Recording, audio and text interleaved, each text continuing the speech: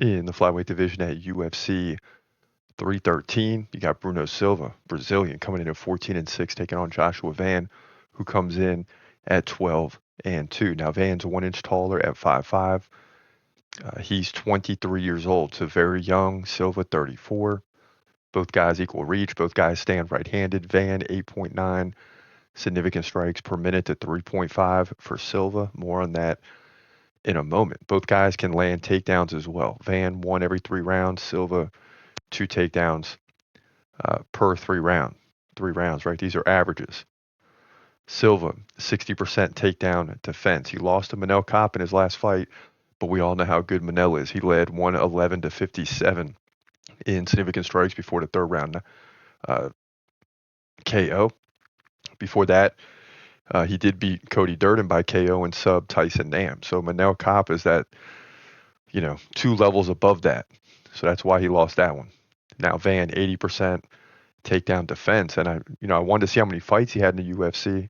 He's 5-1. So the fact he's landing 8.9 significant strikes per minute on average in his first 6 UFC fights, that is incredible. Beating guys like Cody Durden by decision, 165-70 in that one.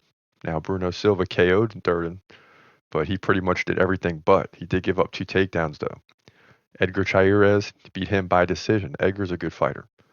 Lost to Charles Johnson by KO in the third round, but before that beat Felipe Boons, Kevin Borjas, and Zhalgas Zhumagulov by split decision. So this is a very tough fight to predict. And even you go back in Silva's early UFC days back in 2020, he was losing to guys like David Dvorak and Tagir Ulanbekov before running off 4 in a row. So the guy is very capable.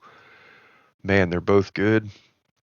And it's very tough to go against a Brazilian because he's very capable of taking the fight to the ground and controlling Van there. But Van is such a heavy striker that he's still landing 8.9 significant strikes per minute. That ought to tell you that in most fights he's got a really good chance to win. And I'm not going against those numbers. I know a grappler obviously can sometimes stifle a striker, take him to the ground. Those numbers will mean nothing, and just keep him on the ground. That's very possible once again. But I still like Joshua Van to defend the takedowns well enough and get out of positions, get back to his feet, utilize a ground and pound if necessary. But one way or another, he's going to win by decision because he's going to outstrike Silva here.